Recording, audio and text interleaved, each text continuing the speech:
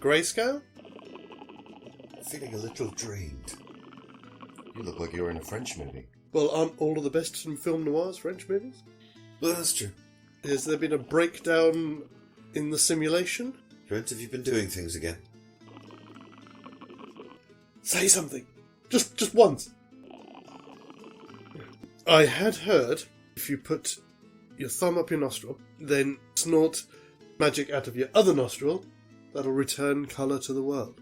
That's not what comes out of my other nostril.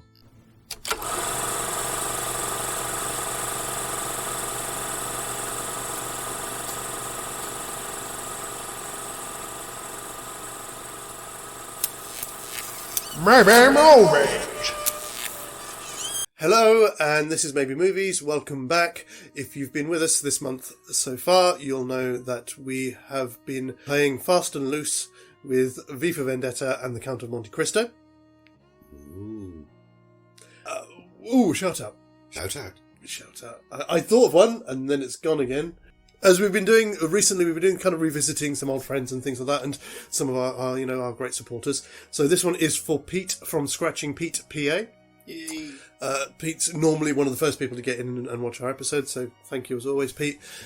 His channel is primarily him pursuing the goal, the dream of trying to win a fortune on scratch cards. So he'll pick a couple of scratch cards, give people a chance to vote on which one they'd like to see him scratch, and then, cramp.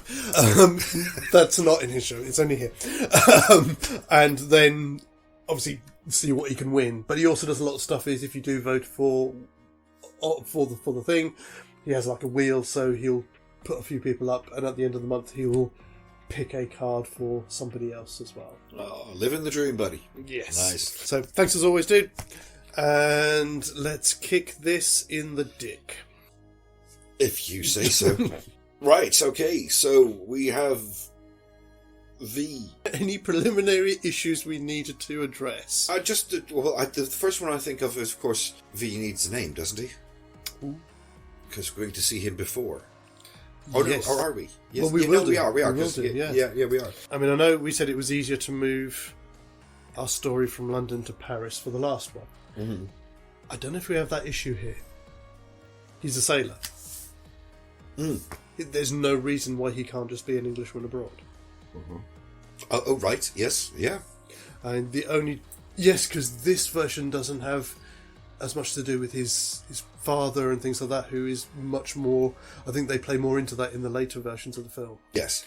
So we don't need to worry about that because we're doing this particular version. You're right. He needs a name. We could just call him Hugo Weaving. That's a bit lazy. Okay, let's have a think. Well, if you want to be really cheeky, you could call him James Purfoy. What? James Purfoy? James Purfoy played the character of V originally, but only got a few weeks into shooting before he was replaced. Yeah. But apparently when they shot it, that's still him in it or something. Some of the scenes that are there are James Purfoy's performance, but with Hugo Weaving's voice. Yeah. Wow, I did not know that. Yeah. Oh, yeah. Oh, wow. Okay, well, yeah, Jim. Jim is a good sailor's name. Having spoken to James Purfoy. Oh, you have? Yeah, I did a car insurance quote for him once. He wasn't too impressed, but that's because... What were your skills, or...? No, at the time when I was working, it was one of the factors that they always loaded people's policies on. If you're an entertainer, it almost triples the policy. If you're an entertainer? Yeah. Yeah, it causes a job, innit? Yeah. Yeah. Yeah, that works fine. The only other thing I think I wanted to possibly touch on, and again, it's not, we don't really tend to do this, we kind of, as you know, generally for us, story is king. Because of how more overtly violent V will become, and also even things like his scarification and things like that, we have to consider here that we're putting him into a movie that was made in the 30s with 1930s sensibilities and censorship. How much can we allow ourselves to get away with in our new version? Oh, right. I see. Well, it's... I think, I mean, it's going to be more a case of we'll see the action, but we won't see things like the blood splatters and stuff like that, like all the blood jetting. But the actual, because sword fighting and killing people still happened in those stories. Yes, we wouldn't get the gratuitousness of it, but so it would be more of like the sword going through the armpit and it's more the swashbuckling kind of element to it. Yes. Okay. Yeah. Brilliant. I mean, again, even saying that, because I was thinking a bit about, like, obviously, whatever kind of wounds and things that he has himself by the end of this. But even then, I'm thinking 1930s, you're post World War One, so there is that kind of underlying theme of horror. Yes. Well, it's propaganda, I guess, wouldn't it be? It would still be masking or sugarcoating what's actually happened. Yes. Which is, in this case, what the government's doing. Exactly. But I don't see any other immediate problems. In some of the things, there's some nice moments that are kind of quite... actually might play a bit more into it, because all of these things where you get these conversations about, or when you see Bonapartists being taken off in prison and the people are talking about it, they're least likely to suspect him of being a Bonapartist because he's English. Of course, that's why they pick him. Yeah. Is the film also, or this idea that we're coming up with, also stylized like a 1930s film? Yeah. So is it actually done like a black and white with the soundtrack? Mm-hmm. It's going to be done exactly like that, but with V in it and the... Yeah, okay. All the bells and whistles. Right. Yeah, you're right. So there would be a lot of violence that would be taken away more off screen. Yeah, it'd either be off screen or like very bloodless, Language bloodlessly done. Language would change. That's it. Yeah, those kind of things would have to be removed. I mean, thankfully, there's not a huge amount of it in there. There's not, and most of it is language that belongs in the 21st century, so it wouldn't be appropriate. That's not going to happen in this story, is it? You're not in the same world. Certainly, it feels like the first couple of scenes, at least, are going to play out pretty much the same. You've got our beginning scroll explaining the background, the ship at a stormy sea, the letter being passed over to Purfoy, and you're the captain now, Jim. We'll just call him Jim. We'll call him Jim. As we pointed out at the start of the last one, we were saying about Evey being an orphan, but Evey's only an orphan because of the machinations of the government in the film.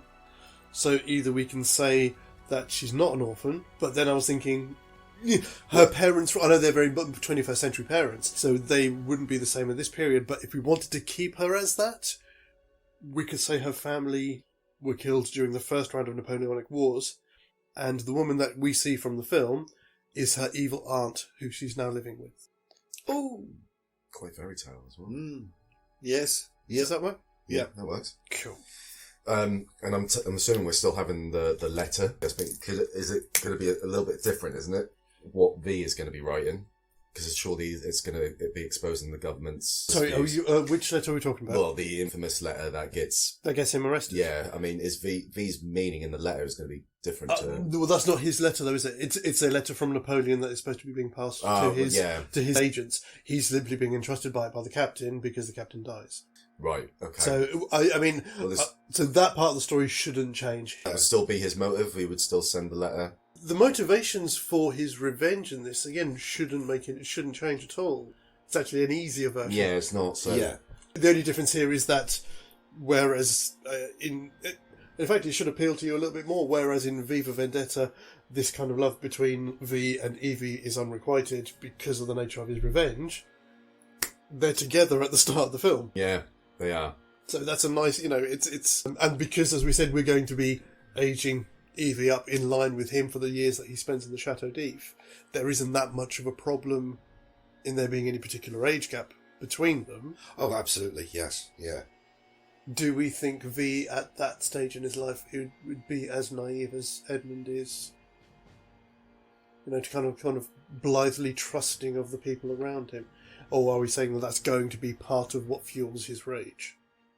I would say the latter, just to keep the story simple, yeah. Yeah, because we never do know who V is before everything that happened in V for Vendetta. So whether he was trusting or cynical or, expecting what happened to him, we don't know. I feel like we've got the liberty here to shape it. And you're right, I think it does need to it helps it flow more. Yeah. Fantastic. So again, this might be a bit of a short one, because again, nothing of that is going to change.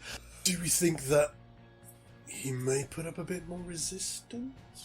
No, we've just discussed this, haven't we? No, that'll be fine. I always think, I mean, again, that's one of those things about that film that is a little bit dated, is there is so much jumping through hoops between getting the letter to de Villefort Senior. Yeah, even Mr. Morel, who's just the guy that runs the ship, or owns the shipping company, yes, knows about the letter. We introduced into to Count Mondego, we introduced to de Villefort, Danglars and all of that. So that is pretty much up until he goes to the Chateau d'If is going to be pretty much the same. Yeah. He's a victim of circumstances. He's just goes from one situation to the next. Yes. Doesn't he? And it's not until he gets to the chateau that he starts to understand what's happened to him. Yes, and the magnitude of it. And again, in this particular case, it's going to be worse. Now, I mean, obviously, a lot of this is going to come up when we look at Act 2, when we look at his escape from the Chateau d'If. But the actual scarring and things like that he suffers, are we saying that is that a result of his escape, or do we want to say that it's as a result of torture that he endures in the chateau? I would have said the latter. Yeah. That's been from torture, because that gives him again more of an ominous background for the character. But then this is a character who knows how things are played out if he's caught in the wrongdoing, if that makes sense. He's maybe done some stuff before, so he knows how the system works. Whereas if it's, I agree. It also more fully justifies his more violent actions later on. It does. Yeah. He's not Edmond Dantes just left chained up in a room. Yes. He's been tortured. And so presumably, the Abbé is not going to have as much of an effect on him as he might have hoped. Yeah. But there is a degree of piety in V. He talks about God a lot. That's true. That is true. Which is Dantes always goes by the name of God, doesn't he? Yeah. And so, yeah. We could poach slightly here one of the things that's in the 2002 version of Monte Cristo. Yeah. Where, and again, another fabulous performance, the governor of the Chateau d'If, played by Michael Wincott.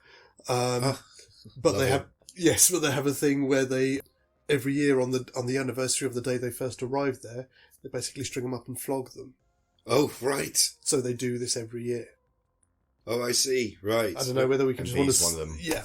I want to say he gets scalded with boiling oil. That seems appropriate to the time. Yes. Yeah, why not? Yes. Yeah. Why not? Of course, naturally, this being a 1930s film, it's good. We're going to show his face being pushed towards the boiling oil. And yes. Yeah. Wilhelm scream. I must admit, this... The other thing I do like about this version is it does spend a lot more time, or it acknowledges world events that are happening, outside of the Chateau d'If. I think a lot of the other film versions tend to focus more on his trauma and the passing of his time for him. Yes. Whereas this one, we get to see Napoleon's return, Waterloo, those kind of things. They're concerned that you're aware of the historical context, aren't they? Yes. Yeah. But that technically brings us up to... Yes, I mean, the knocking in the wall. Yeah. 8 years later, and you get, obviously, in amongst that, we get the death of Evie's horrible aunt and her promising her hand to Mondego. So just a quick question. All right, so we've agreed that his scar is going to come from boiling oil. Mm-hmm. Sorry. Is that going to have already happened when he meets the Abbé, or is that something that's going to happen to him later? I would have gone along the lines that that's happened before.